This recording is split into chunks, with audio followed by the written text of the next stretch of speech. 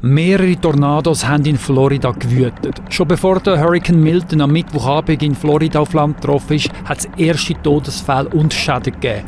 Der Grund sind Tornados gewesen. Mindestens 19 sind gezählt worden. Sie haben schwere Schäden angerichtet. Auch eine Polizeistation in Fort Pierce im St. Lucie County war betroffen gewesen. Die Medien haben von mehreren Todesopfern berichtet.